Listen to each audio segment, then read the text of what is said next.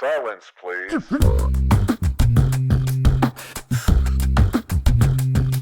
Welcome to MIA, Mixed in America. I am your host, Damian Dorn, aka Mr. Green Bay.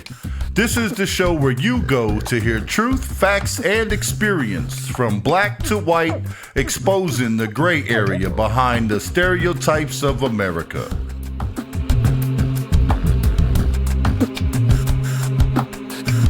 I am your host, Damian Dorn, aka Mr. Green Bay, and on today's show, I am super excited to have this conversation simply because I was raised by a white woman, and I just want to hear. My mom passed away 16, 17 years ago, so I just want to hear from a respected white woman's perspective on raising a multicultural son. And without further ado, I'm just going to dive right in. Jen Christianson, how are you? What's going on? Good morning, darling. I'm good. I'm so excited to have you on the show, and I definitely am intrigued to hear what you bring to the table, because you just continue to grow. So what drove your growth? What drove your drive to just keep persevering and, not succumbing to any BS at all? Like, tell us what's up. Well, there's plenty of BS in my past. I think that's kind of what fuels you.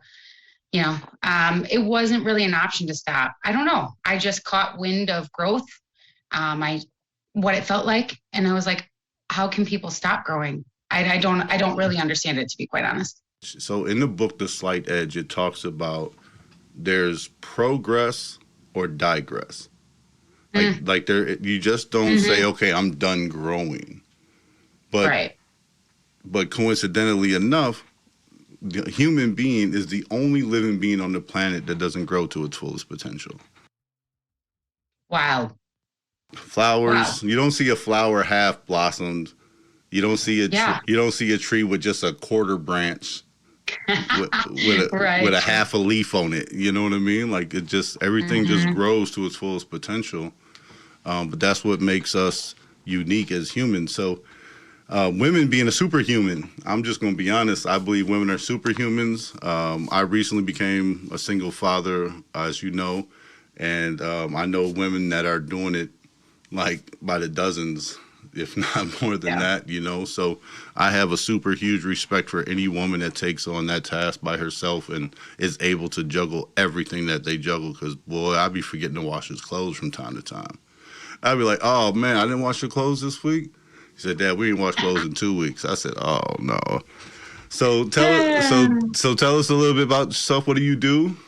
What's your profession if you want to? We are called artists, is what we call ourselves.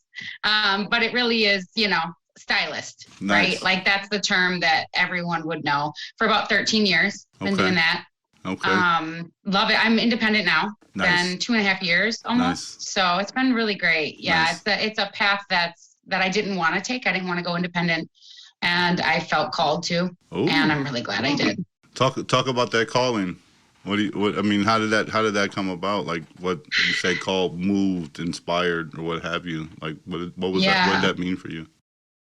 Well, just like any other big choice in my life, I limit it to prayer, and basically I follow what God tells me to do. Right on. Now, most of the time he springs it on me, and it's not something that I'm like ready for. Yeah. It's always something that I'm like, oh, okay, we're doing this. Takes me a little bit to get used to, but when I went independent, it was right before 2020. So it was December of 2019. God told me that I was going to be going independent, and I was like, what? I wasn't ready. I was happy where I was. I was not ready. I was like, no, I want to go to work and go home. Right. I don't want to do all this the extra stuff, right? That comes with it, owning your own business. And then COVID happened. We were inside for how long? And as stylists, we didn't get to go back till the end of May. So during that time, a girlfriend and I decided that, we're going to go through with this. We're going to go ahead. We weren't really sure of what that timeline looked like, but we knew it was what we were being called to do. And I haven't looked back since. I love it. I love it. So entrepreneur spirit wasn't something that you necessarily had and was an itch for you. It was just more of like, okay, this is what needs to be done. That's interesting. I've always had an entrepreneurial spirit. My dad is very entrepreneurial minded. Right I've always done things on the side, right? Like before COVID, I decorated houses on the side. I can tell. I mean, looking at the background, I was like, she chose this spot on purpose. And the desk is high enough. Right. That was also why. But good choice. Yeah. I've always loved that. I mean, from back in the day, right? When we used to throw parties, even that was entrepreneurial minded. Absolutely. I've always been around really smart, educated people when it comes to that. And so they've really just led by example. Sure. So what was the biggest example that those leaders, instilled in you? Like, what did you just innately earn as your just being around that environment? Not necessarily say, hey, Jen, I need you to know this, I need you to know this, but you just observed and was like, this is the key right here. They all saw the leadership in me. When I look back on my life, I really do realize how much of a leader I am. I've come to grips with that. Even saying that is a little, but I've been in leadership roles my whole life. So somebody's seen it in me the whole time. So really watching people be leaders is what really helped me develop those skills in my own life, and without even realizing it, really, That's interesting because it is absolutely true on both sides of the tracks, right? So, obviously we have different upbringings. My guests and listeners know. Anybody that knows me knows that I come from the darkest side of the tracks you can think of, been through it all, seen it all, heard it all, right? But again, I was an unguided youth. So right. I too learned from my environment. And I learned what I didn't want to do. I learned who I didn't want to be, right? So there was a lot of decisions that I had to make that was just like, okay, I need to do something, but I'm not going to sell this. I'm not going to sell that. I'm not going to steal. I'm not going to rob. I'm not going to murder, right? Like I had to make these choices because this is what was around me. Yeah. So I was an entrepreneur by spirit too, because it was always about growth and development, just getting myself to a higher level. So I love that. So your first entrepreneurial endeavor was how old? Oh, it's funny that you even say that. My brother and I think I was maybe 7 or 8. What? Yeah. We lived on a really busy street in Wapaka. Okay. If anybody really knows me knows I'm from Wapaka. Till I was about 12. But we were 7 or 8 and we brought all the toys that we wanted to sell outside. And we set up shop. And the newspaper came by, like took pictures of us. So it was my first in my mind that I can remember, That's right? So like, dope. Like I want money for something. Right. Okay, well you got to earn it somehow. And when you're 7 or 8, we didn't get money for chores. Right? Like that's not what we did. So that's awesome. That's the first time. How much older is your brother? He's a year and a half younger. Oh, year and a half younger. So you were kind of the brainchild of the operation. I don't remember though, because he's like that too. Okay. He's really super. Again, my dad was, right? Sure. So my brother's super he collects high-end whiskeys and, so he's really into. Yeah, he's eclectic like that. Like he really has fine taste. Yeah, absolutely. Yeah. Art. So I've actually kind of went back in my mind over the last couple of years. I'm preparing to write my book out, and me as a gatherer of people, right? So what made me want to gather people was when I seen Guys and Dolls for the first time. It was a play. It was an old school. I don't know. Probably took place in the 50s. It just captured my attention, right? And it was acting, it was singing, it was dancing, it was interchanging of sets. It was so much action going on that it just captivated me at an early age. I didn't realize that until recently when I started going back in my mind, like, where did this start from? Like, how did I get to this point? Because I still feel called, as you say, to edutain my people, right? Because I like to have fun doing Love that. You know what I mean? Yeah. So let me ask you, so then I know we started, I think we connected as, we had the same social circle as youngsters. We might not have connected until our 20s, I would say. We crossed paths quite often in our 20s, and we just kind of stayed connected over the years, you know, in passing. Hey, how's it going? Hugs, high fives, congratulations, you know, all those things. What was it like for you moving to Appleton? Like, what made that decision? What happened? How'd you get to this area? My parents divorced when I was 10. That's tough. Yeah. I don't remember it being tough, but my sister tells me that I block a lot of the memories out. I think that's a safety mechanism. Yeah, for sure, right? Coping, right? So that summer, my mom took us on a trip of the whole west side of the United States, which was amazing. So cool. So I'd love to do that now. Seattle, all the way down, like what? All the way down. Yep. Wow. Over, all the way down, all the way back up through Colorado. Wow. Yeah, we saw everything. Dope. It was really cool. So we moved to Appleton right after that. So I was going into 6th grade. So I was 11.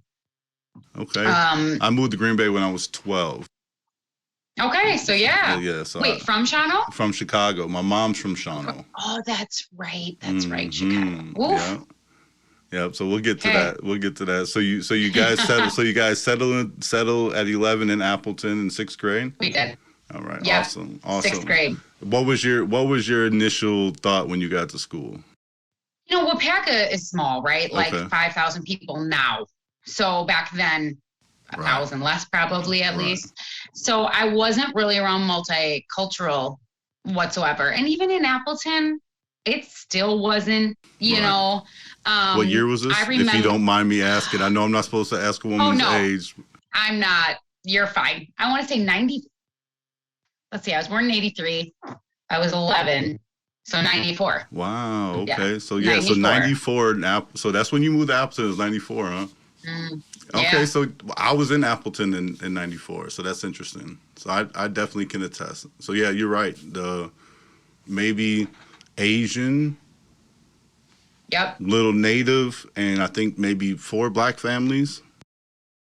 And, you know, even Native was more Green Bay, Oneida. True. You know, Appleton I don't even remember having Native friends until I was in high school. Oh, wow. Okay. So it was that little bit of diversity. So what was your take? Well, I don't remember, you know, we remember like a few memories. So from 6th grade, I remember one of the first days, my old friend, Mai, coming up to me and being like, do you want to sit by us at lunch? Right. And it sticks out in my mind, but she was my first Asian friend. I didn't look at it that way, you know. That was welcoming. Yeah, very much so. And I just, I loved it. It was great. And she was great. Her family was great.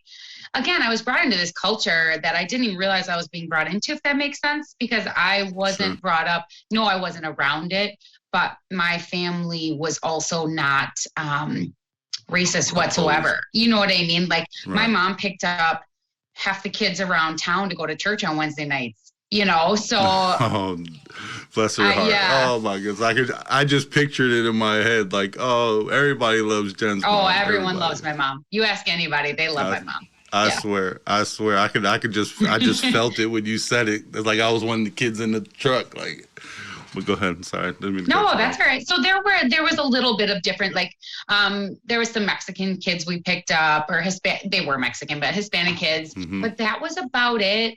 And then, so Appleton, my Asian friends, and that's really where it all started, you know, at 12 years old. Yeah, I had a couple Asian friends around that time. A very popular family, even to this day, they're popular. On the tattoo joint down there, so you probably know what I'm talking about. Sure do. Grew up with their family too. Absolutely, you know, and love them. I know that culture a little bit. It's a very tight knit, very, you know, respect is very big. Huge. So did you what high school did you go to in Appleton? So I went to Appleton East for the first 3 years, and then Appleton West my last year. Oh man, what? Oh, that had to have been hard. It was my choice. I don't, Oh, really? Well, most of my best friends we live by West. Most of my best friends went to West. My brother went to West. So, come almost senior year, I'm like, I want to go where my brother and my friends are. Yeah, where my people are. So went to West. Okay, yeah. okay. Ooh, got a taste of that life over there. Was it a culture shock? Little bit. Yes and no, right? My brother was hanging out with everyone who went to West. So I was used to I don't even know what to say, really. He was friends. Vibe. He has all different ethnicity of friends. All of his best friends are mixed, Black, Hispanic, Asian. You know what I mean? Like and it's known. Known, yeah. And it's known that those are his friends. Yeah. Absolutely. Yeah. Absolutely. So for me, it was like, well, duh, right? That makes sense. Why not go there? Went there. Not really culture shock. It felt more like home, to be quite honest. Okay. Okay. Let the people know something. Yeah, let them know something. Well, Appleton East was full of, and I love my friends from Appleton East, but I was friends with a lot of different people. Like I had friends from all different groups. That's just kind of the way I've always rolled. And I remember one time one of the jocks saying to me, you would get more boyfriends if you didn't hang out with the Asian kids. What? Yeah. Yeah. That's horrible. And that it still is a reason why my podcast is exposing gray areas of America, because a lot of people think it's so black and white, and it's truly not. So you graduated with your people, and then did you go to college afterwards, or what was the choice after high school? I didn't, actually. I was going to take a year off. Corey and I, decided to move in together. Took a year off. It ended up being 7 years. And then I went back. Yeah.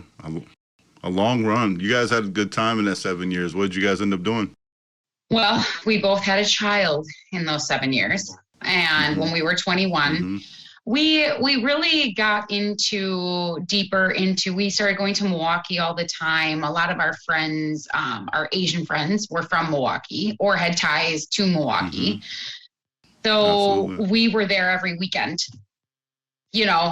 Sometimes on the weekdays, and we would, and if anybody knows us about Milwaukee, it is the most segregated city in the country, but all my Asian friends lived on different sides, right? Like you had friends who lived on the north side, you had friends who lived on the south side, so you really kind of got to see the city, I guess, for lack of a better way to say it. Yeah, for sure. So you would say that, I know Corey, and congratulations to Corey if you're listening. I'm so happy for her. Thanks. She's proud. Your guys' growth has been phenomenal, and I remember, and I know you're probably going to crack up when I say this, but my memory was the bosses, the lady bosses of the industry, right? like I was. The first time was like, oh, that's cute, right? And it was just all about, because it's all about the looks the first time, right? Let's just be honest, right? Like it's the attraction, right? So I was like, oh, okay, a bunch of girls. Oh, that's cute. But then I kept on seeing like the New York move. I think you guys did a Vegas move. I think you guys did moves outside the state, definitely outside the city, and I think a couple times outside the state. And that's when I was, the first time I was like, wait a minute, this is more than just looks. This is brains right here. You know what I mean? So whose idea was the Dream Girls? How'd you guys come up with that? That was a pretty cool concept. That was and actually we can't take any credit for that, to be honest. Okay, gotcha. It would be our friend Salim Holder, who lived in Appleton. Okay. He worked for Kimberly Clark, and back home he was from New York. He's from New York, and back home in New York, he was a DJ. So he was like, there's nothing around here that's for grown and sexy, right? Like it's all a club. Right. There's nothing that has any sort of dress code. You have to worry about fights breaking out. And he said, would you guys be interested in helping me with this vision. And we were like, yeah, right? Like, that sounds amazing. Dope. and real dope. So I loved it. So then obviously you and Corey have, you guys are both stylists, right? You're both artists, right? And quite frankly, your calendar's pretty booked. You know, I only see you. Normally your business posts are, "Hey, got an opening. If you want it, come get it." Like, whoa! I'm like, bravo. So after the Dream Girls, your entrepreneurial spirit led you to stylist, or was that all intertwined? It was all intertwined. Yeah. So he goes by DJ Leem, Leem. So that's how Dream, Dreem Girls came out. Gotcha. We ended up going to school while doing that and still working full time. And child in tow, right? At this time, right? So that's what I want to say to you. Like we have to do that, right? Like, as entrepreneurial spirits, you have to grind over here while you're birthing this over here, because what's going to pay for this, right? So you still need to live and do all that. It is hard, and it does, those 3 jobs, it takes a toll on you, right? But you will get there, right? And I remember the day I got there, and I was only a stylist, and we did Dream Girl stuff, and it was like, okay, this is what it was all for, right? Yeah, and you guys did it well. So bravo, salute. I enjoyed the class and sophistication that was brought to the nightlife. We had fun. So we definitely had a mutual respect for each other and each other's craft. And then after, how old's your child? How old is your child when right now? How old you have one, two? Two. Yeah, both boys. Two boys. Yeah. Bless your heart. How old? I wouldn't have it done the other way. Spoken like a true good mother. Oldest he'll be 18 in November, so real soon. Okay. I got a senior in high school, man. Okay. Yeah. And he's a smart, good kid. A very smart, good kid. Right. So he's gonna go to college after this, and nice. My youngest is 9.5. Okay. So you got to go through it one more time. Yeah, but it's really cool. You get one for a certain amount of time, and then you got their time together, and then I get Harlan for another however many years after Giovanni leaves. So it's actually, I wouldn't do it any other way. Harlan and Giovanni. Yeah. I like that. Harlan and Giovanni. How about, let's talk about the name selection. How'd you come up with those names? So Giovanni, I was 21. I had 3 baby showers, and they told me I was going to have a girl. Yeah. I was supposed to be a girl. My mom thought I was going to be a girl. So, hey, here I am. It happens sometimes. So we had 3 days, to think of a name, because they have to have a name before they leave the hospital. Sure. I just remember Giovanni means given by God. So it's John in Italian, and John means given by God. And I had a friend of a friend of a friend who had a son named Giovanni. And I was like, gotcha. I like it. Let's do it. That was it. Sure. And then Harlan? So Harlan was supposed to be named after 3 people. He was supposed to be, not supposed to be, I don't want to say that, but the idea behind it, his grandpa who passed away, his uncle who passed away, so his father's dad and brother. And then I have a not biological brother, but a brother that grew up with us in our household, also that passed away from cancer. So we wanted to name him after him, but it would have been Vance, Peter Lamar, and then Freeman. But his dad didn't want a hyphenated middle name. So one day, 2 weeks before he was born, he said, "What about Harlan James?" And I was like, I like it. Never heard of it. It's strong. Yeah, right? It's strong. It's a strong name. So was it difficult? Was that a difficult decision for you to just kind of like, all right, I'm gonna let the man be the man in that situation, naming his child, or how'd that? No, because if I didn't like it, I wouldn't have let him. Okay. Just to be fair, right? Like, I'm not just gonna let him name my child for the rest of, Right. Whatever. I liked it. And he named it. So one day he was watching basketball. He saw James Harden playing and he was like, what if we changed the D to an L? And it was Harlan. And then James, this is so embarrassing to even admit, was after LeBron James. No. I know. But James is biblical. and that was important to me that their middle names were true. Biblical in some way. So I like that you gave a lot of thought to the name. And, you know, people might think I'm weird for this, but I think it's important. I did not like my name growing up. Okay. Damien growing up in the 80s, you know, I'm a 77 baby. So growing up in the 80s, it was unique enough to where it stood out, right? And of course, the movie that the name derived from, that everybody knows the name from, isn't a very good movie. So the correlation to the name and the energy that the name received, I had to endure as a human, right? Like, people were making fun of my name, not knowing who I was, or saying something about me because of my name, not knowing who I was. And it essentially affected me as a child, right? I have 4 boys, but I only knew about one pre-birth that I had some type of dealings with, you know what I mean? So this particular child is one I have custody of, and I named, and I was like, okay, I had to be creative. I was like, I don't want him to have just a busted name, you know what I mean? I don't want him to have, you know, just a name that everybody else got, you know? So I was like, okay, what am I going to do? And I know he was never going to meet my mom. So I was like, okay, son, I'm going to name you, let's see. I wanted the initials of my mom. So my mom's initials is JFD. So I wanted to give him JFD. So I gave him Justice Fremont Dorn. Okay. Look at you. So, yeah, Justice Fremont Dorn. Yeah. I like it. So, yeah, so that's why I asked. So how has it been raising 2 boys? Were you together at any point with the fathers? How has that been? Because I know I was raised by a single mom, so I know some of those struggles are serious. Yeah, I mean, or challenges, I should say. As far as challenges go, I have a really, really great family.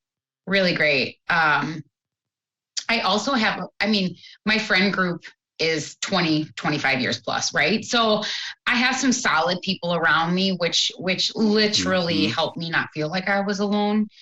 And to be honest, you know, Giovanni's dad, so for everyone that doesn't know, Giovanni, his father's family is from Laos. So they're Lao. So he's half Asian. Okay. And he sees him every summer. He lives in Arkansas. He goes and sees him and gets to be around that culture and, you know, really know what that part of him is like, which I'm very thankful for. Absolutely. I do all the parenting. I do all of it, right, on that side of things. It's been great.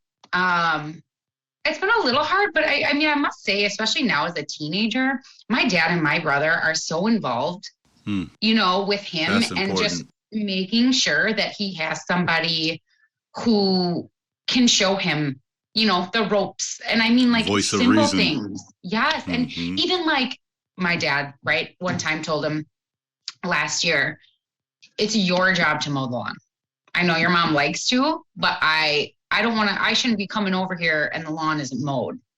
You know, just little things like that, because I think whether right or wrong, or people agree with me or not, I am big on gender roles. Yes, I do like to mow the lawn, and he will wash the dishes sometimes. But for me, I'm very thankful that my dad and my brother are there for those things.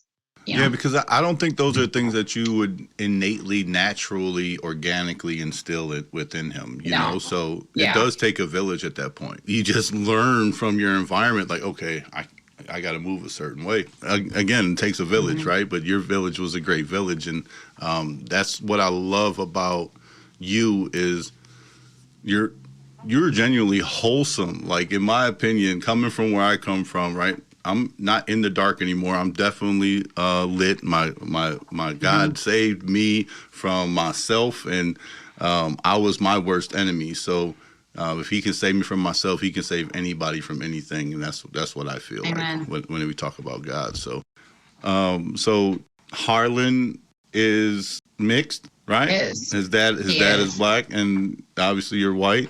How was that? You know, you have a Asian child, mixed Asian child, and now you have a mixed black child. Did you get any? You know, was there anything experience-wise that you recognized that people were looking at you some type of way, or? Well, my kids are in private now. They've been in private. Beautiful. Harlan has been his whole life, and Giovanni, after 4th grade, he was in private. Solely, honestly, because Appleton doesn't jive well with the way that I parent and the way that he was feeling as a child, right? He felt like he was just a bad kid. And again, to each their own. I'm sure Appleton works for a lot of people. It just doesn't for our family. So that's the route we took. You got to do what's right for you. Yeah. I'm an avid believer in that. So private school I grew up in a private school, 1st, 2nd, 3rd grade. Then my dad left. My dad left when I was 8. So I haven't seen my dad since I was 8. No one's seen my dad since I was 8. And then I went from private school to Chicago public school. Yeah. That was something to get used to. So congratulations for putting your kids in private school. I mean, they definitely put the emphasis and focus on education for sure. I was smart coming into public school. In fact, I dumbed myself down because I didn't want to get beat up. You know, that's unfortunate. They almost. Yeah, you raise your hand too much, they gonna let you know you're raising your hand too much. Like, you trying to be teacher's pet, like what you trying to do? You trying to make us look stupid, you know what I mean? But in private school, the first person to get their hand raised got called on. I wanted to answer the question, you know what I mean? You took pride in knowing the information. And again, I think that may be a cultural thing too. What have you done for your children as far as post-academic, extracurricular, like piano, dance, football, basketball, any of those activities? Yeah. I really kind of just say to them, do you want to try this, right? Like throughout both their lives. Both of them did karate. Giovanni did piano. Like he wanted to learn piano, self-taught himself guitar.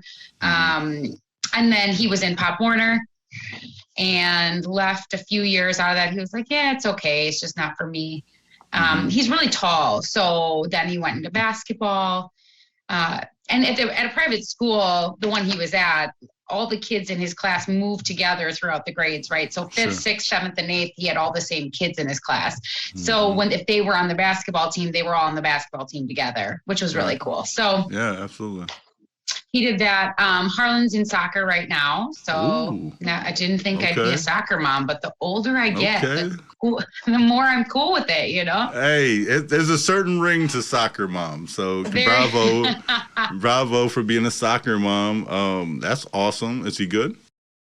Be honest. Yeah. You know, the thing with my kids is that they do enjoy doing sports. Oh, I'm sorry. Giovanni does track and field too, but you know, they want to be good. And as Giovanni gets older, he will like practice and try harder. But like, I don't know if Harlan thinks he's just going to be great because his dad's good at sports, or what I really think it is that he just wants to go out there and have fun with his friends. Right? Like he's not super competitive. If he loses at a card game, he's not crying about it. Like he's just super friendly. So that's awesome. I'd almost rather it be like that, you know?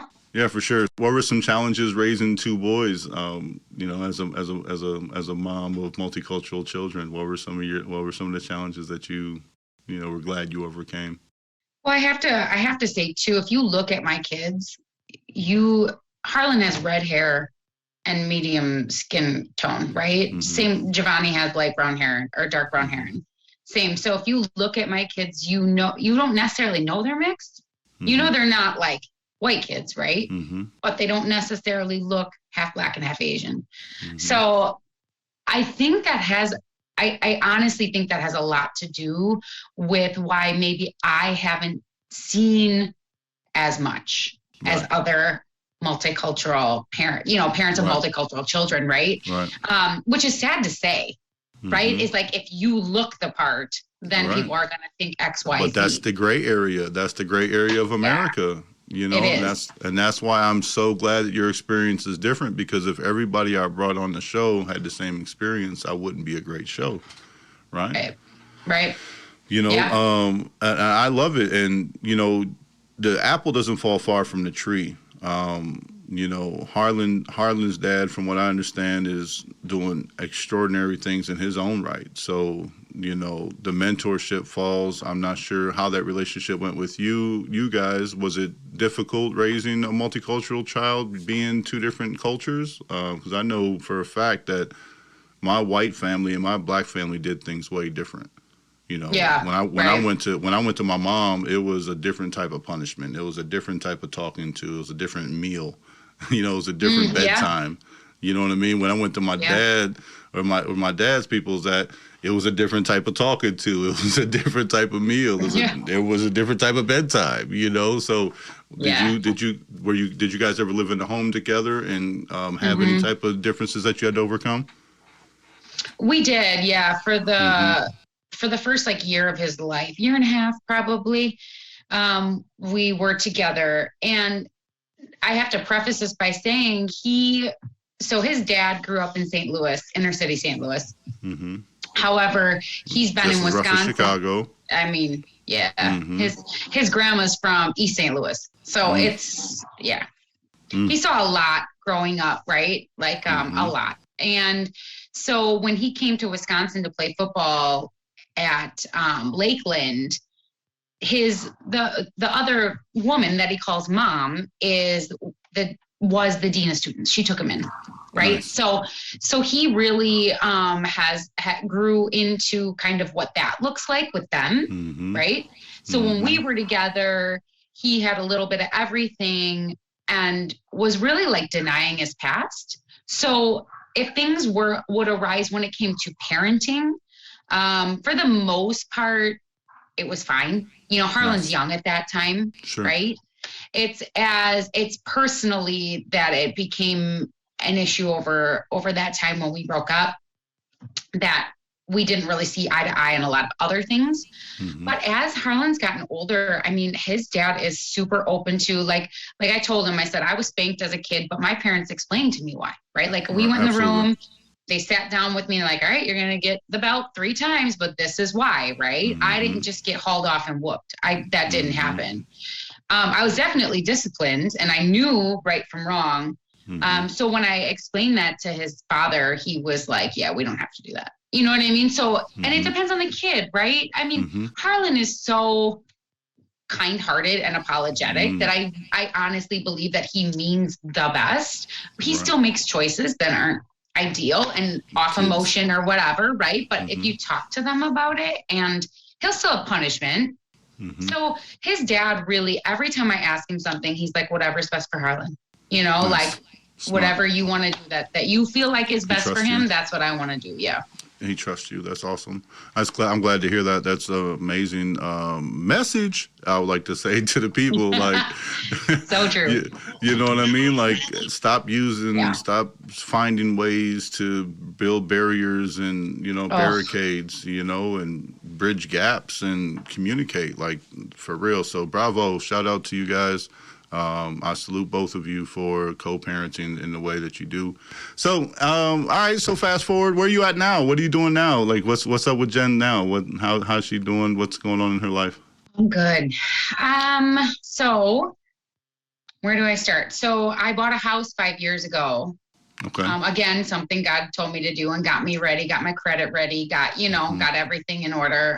Bought a house. And in Appleton, I'm still in Appleton. I live with my 2 wonderful children. I just honestly, I love life. I have good friends. I have good family. I love my children. I'm super happy alone. I do think that I have a desire to be a wife someday, right? So like, I do want that. I've really, really grown exponentially over the last several years, but even the last year, when you think you're like not done, but you think you're ready for the next step in life, right? It'll humble you real quick and be like, listen, girl, you got a little bit more to work on, you know? And we all do, right? We'll never get there until we're in heaven, right? But so that's really what I've been focusing on is, my kids and helping them. They both love to talk. So, just helping them focus and figure out, Giovanni's fine now, but with Harlan being in 4th grade, just helping him figure that out. So really my focus is my children and yes, my business, but really evening life out, right? Like your work and your time off needs to be equivalent. So, I love to travel.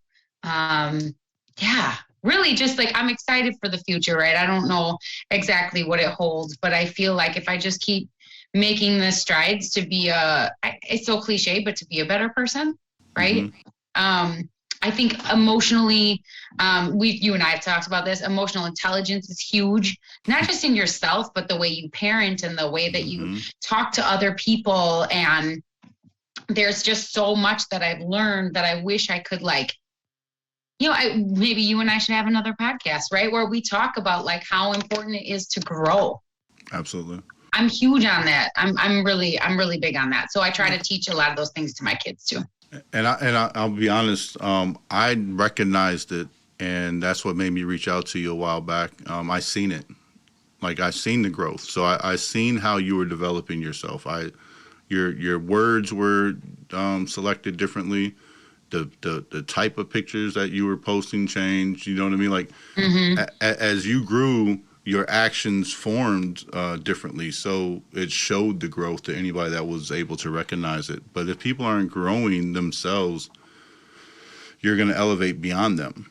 And that's just the truth of the matter. And that's solo or in a relationship. Yeah. And for all my 100%. People in a relationship, that you're the one putting in the work in yourself and your partner is not, red flag. Like, huge red flag. So I commend you for the self-growth. It's very important, and I think that spills over into your children. Yes, like they see mom working on herself, so they take a pride in working on themselves. Do you agree with that? I think it's more. Yes, I do, because it is by example, right? Everything as we parent, they tell you that it means more than you telling them to do something, but even more so is. Now, when I'm teaching them a life lesson, it comes from the place of growth and maturity and emotional intelligence. You know what I mean? So I'm teaching them that young, which to me is huge. I didn't have any of those. I didn't have, I'm just going to be real honest. My mom is not, her emotional intelligence is not great. Right? So when you're like, you've always been nice, I do have an innate nature of being kind. That is me.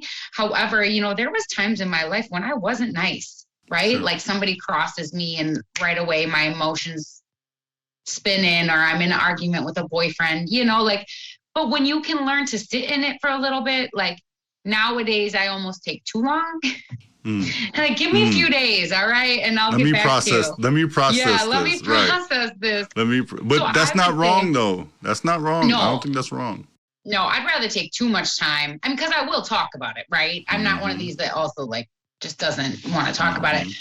But for them, teaching Harlan in 4th grade when he does something or when somebody says something to him, instead of just you shouldn't be doing that, why don't we talk about why? Right? Like, why don't we talk about a solution as to how then you should be thinking or dealing with it? That's meant a lot to me. Yeah, that's meant a lot to me. Yeah, I think the emotional IQ is important. Self growth. I'm glad that I got on the personal development track. I really started reading a lot of books. What's a book that you're reading right now? I just put you on the finished. Spot. Oh, no, that's cool. You're good. I just finished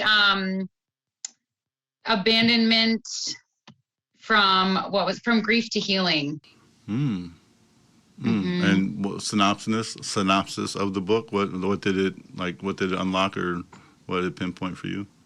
Well, it talks about how grief of losing someone that's still alive, and how it's not really a psychological, they don't really talk about it, right? You talk about grief and you can deal with somebody, you're really sad for them that lost somebody who died. But when somebody just abandonment, right? When somebody decides they want to leave and that's it, and you have really no closure or no nothing. It tells you what the stages are that you go through. And it really makes you feel like, oh, okay, this is all right. I'm not crazy, right? Like these are the steps that, you were going through, whatever. But I would say, it really talks about psychologically, like how young we are when we form memories and why we wouldn't remember them. And it goes through all of that. So I would say, even if all you've been through is a breakup ever in your life, it is like one of the best books. Wow. So from just something as minute as a simple breakup to whatever trauma and tragedy. Yeah. It's definitely anywhere in between.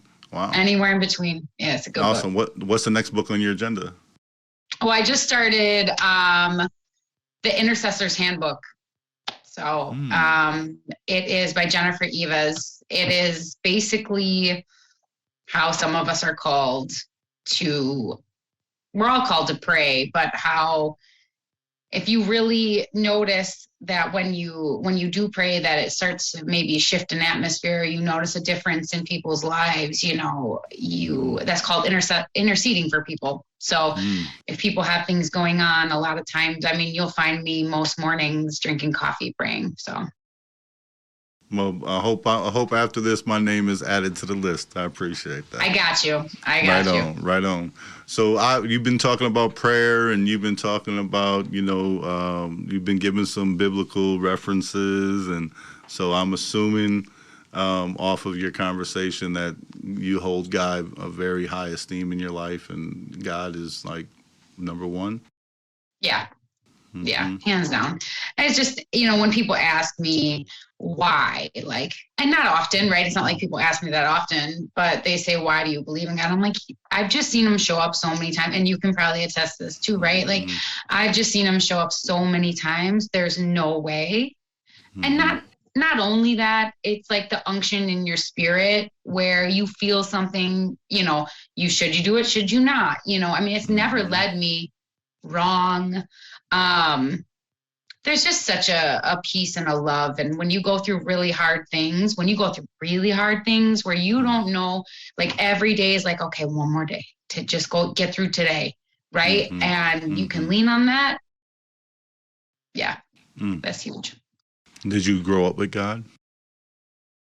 I grew up in church. Yes. Okay. We were Pentecostal. I fell away from about 13. So when I moved to Appleton, right? 13 to 30.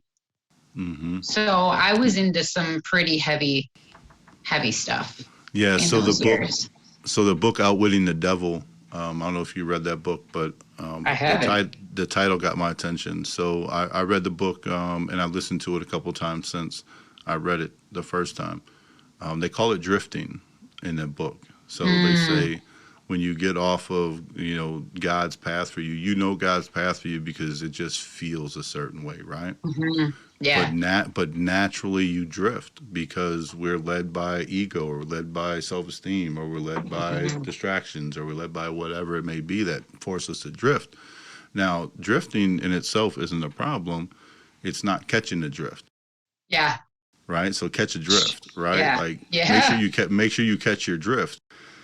But I feel like I've been to church, Life Church in Green Bay, awesome church. Yeah, it's a great church. Awesome church. Shout out to the pastor Hennessy's. Amazing people. Great conversation with Sean in a private setting outside of a church. It was awesome to hear him speak outside of church and realize he has just as much to offer then as he does on the pulpit. So, you know what I mean? Like, honestly. Yeah. So, I feel like there's still a lot of my friends or a lot of my associates or, counterparts that wouldn't ever walk into that building. I don't care how many times you ask them, right? Right. So then when I read the Bible in 2017 and I realized I wasn't as bad as I thought I was. If people only knew the kind of people that God uses in the Bible, whoo, child. So I was like, okay. So I was like, well, let's start bringing the word to the people then, instead of bringing the people to the word. So that's kind of been my motivation. That's why I say edutainment. I want to have fun. but I'm going to drop some nuggets, and I'm going to bring people on my podcast that are going to drop some nuggets. You mentioned travel, so you got some travel plans in the near future. What I know you, kids are getting almost old enough to, go with grandma for the week, and what you got planned? What's your next? Where your sights set? Where are you trying to go? We are going. My children, my whole family. My sister can't make it, but there's about 40 of us going to my brother's wedding in the Dominican in the week after Thanksgiving. So we'll do that. Yeah. I've never been to all inclusive of all the places I've been, so I'm excited about that, and bringing my kids, right? Like, sure.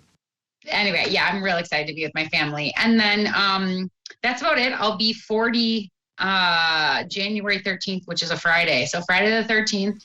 And Corey and I wanted to go overseas for my birthday, but this year with my brother's wedding, we can't. So 2024, so I'll be 41. We're thinking about an island off of Thailand. So we'll see. Okay. I like that you have some vision. I like that. I like that. And what's the next business task on your vision board right now? What's next for your career? So, that's kind of somewhere where I've been like not lacking. I'm not sure what the next move is, so I'm kind of just waiting on God. I'm praying about it. We'll see what it is. I'm happy at where I'm at. It seems like, and I've looked back on the timeline of things, and it seems like almost every 4 years is when God moves me into something new. My last salon I was there for almost 4 years, and the one before that I was at almost 4 years. Wow. So I'm at this about 2.5 and some change. So we'll see. I'm not really sure. All right. Well, awesome. That's all right. So as a mother of multicultural children who have co-parented successfully with the fathers of the children, what would be some, just words of wisdom that you would give to mothers that are struggling in that department, or dads that are struggling in that department on co-parenting and, raising, as a black man, having a child with a white woman, he wants to teach the black culture and she wants to teach the white culture. And sometimes those partners, they just don't see the importance of the ability of each parent being able to do so. So, what would you tell some of the people out there based on your successes?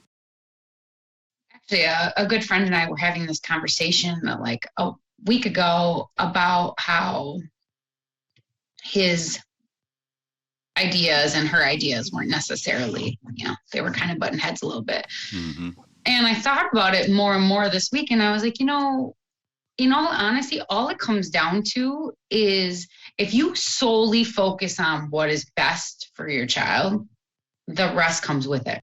It makes me see why God designed families the way he did, right? Like, it makes a lot of sense to me. The more and more I, again, am out of it, right? Because I'm a single mom of how many years now? And when I say that, I don't mean like their dads aren't around. I'm just saying that the main meat of everything is a lot moms, right? Like you said, we can multitask. I know when soccer is, I can do laundry, I have to make dinner. Like, that's just who we are that's our nature. So when I say that, I'm not trying to say, like single mom, I don't have any help, because I do. I definitely do. And Harlan's dad does a lot for him. But I will say that if you focus on what is best for them, so like you said, okay, let's say you want to send them I wanted to send them to private school, right? Well, his dad has always gone to public school. His mom was a dean of students at a public, not public, but at a college, right? And education is super important. And the Christian aspect was super important to me, not to him. But it wasn't so much so like not okay, if that makes sense. So really, I would say, if you want to do something for your child that you aren't sure the other one is going to like, or the other one has something to say to you about a cultural reference that they want their kid to be doing or don't want their kid to be doing, I think the best thing you can do is actually listen to each other. Like, listen to understand, right? Like, listen to be like, okay, I get that. All right, I get it. I may not agree with it, but is it going to hurt my child to do that? No. Right? That's huge. That's huge. We call it listen with the intent to listen, not with the intent to respond. 100%. Absolutely. Yeah. Absolutely. So with Justice, I really wanted to be a family. Right? I really didn't want to bring another child into this world without being able to be a family unit. I never knew what it was. Never seen it in action. So my experiences have led me to perpetuate that cycle. But, I still got a shot. I'm only 45. Always. So yeah. I'm only 45. Right? So, but, I know that, like, I try to give him his mom's background. I let him know, like, his mom comes from Sweden. His mom's family comes from Sweden. So you gotta know, like, right? Yeah. And I let him know that his grandma's family, my mom comes from Germany, and they came through Canada, and so I just want to give him that. When he asked me about the black side of my family, it's like, well, son, see, what had happened was, right? And it's unfortunate truth, but that's part of the gray area that we deal with a lot in society, especially in Black American society, is that a lot of us can't really instill that root inside of our child exactly where they came from. So we focus more on being the best person that you can be. Like, I know, at least for me, like, Justice, just your only person you compete with is who you were yesterday. Like, everybody else is, you can look, observe, acknowledge, be thankful, give them praise, give them their flowers, but don't think just because they're at a level that you can't get to that level or exceed that level, and nothing comes easy. Easy come, easy go. I've been telling him that since he was 10. I made a lot of easy money, and nothing hurt worse than losing money that I earned hard. Mm-hmm. Amen. Yeah. Yeah. Jen, I really thank you for jumping on and, having this conversation and really being a part of the Mixed in America culture. Your story is a delight because, it was sunshine, and it was rainbows, and it was positive. And I think a lot of times media platforms, they like to dwell on the negatives and things of that nature. And no matter how I tried to pull it that way, you were able to redirect and correct, like, no, look, it was like this, and it was like this. And I think the crowd and the listeners need to understand, like, it's not all, bad out here. There are some situations that if you want to make the best of it, you can make the best of it. I think you've done that hands down. So, bravo. Thank you. Congratulations. I'm glad to be your friend. I'm glad to know you, and I'm glad to have you on the podcast. Is there anything else that you want to, say? Is there anything that you want to leave the people with, or, it's your story? You want to end it in any way? Well, thanks for having me. First of all, I appreciate it. This has been great. But yeah, I think you said it. I think you said it best. There is always a positive. I think if we keep personally, if I keep God first and I keep my mindset positive, I can't fail at anything, So I think that even though it may look dark, there's always light. There's always light the next day. Tomorrow's a new day. There's a light at the end of the tunnel, right? If you need help, search for people that can help you or will help you. And, if you're in a place where you can help. Right. Yeah, absolutely. Absolutely. I think that's important. Generosity, kindness. But I'm kind. Don't mistake my kindness for a weakness, though. Oh, same. I tell my son that all the time. Like, just because I'm kind, don't think I'm nice. Nothing. Because I'm not sweet. I'm nice, but I'm not nice. Right. I'm not nice. You can't cross me. Again, I love it. Thank you so much, Jen. I appreciate it. Where are you a stylist at? Just in case are you open? Are you accepting appointments? How do people get a hold of you to get some of that beauty knowledge from you? So I take new appointments, but I don't work many nights and weekends. So I've established myself to a place where I don't need to. So I'm thankful for that. But Instagram, jen.d.christ, I guess, if that's the way you want to pronounce it. But yeah, and beauty stuff, you know, I have a beauty page as well. It is studio.noir.jen. So if you're interested, you can follow me. But other than that, yeah, thanks for having me. It's been great, David. Thanks for coming. I appreciate you so much. All right, y'all. You have been on another podcast of Mixed in America, where we discuss the gray areas, and this episode is no different, jam-packed with full of information and nuggets that you can take on and share with your family and friends. And I thank you for listening. All right. See you next time. Peace. Life is not so black and white, and there is too much gray area not to talk about it. Thank you for listening. Look forward to having you back next time as we discuss truth, facts, and experience, exposing the gray areas and stereotypes behind America herself.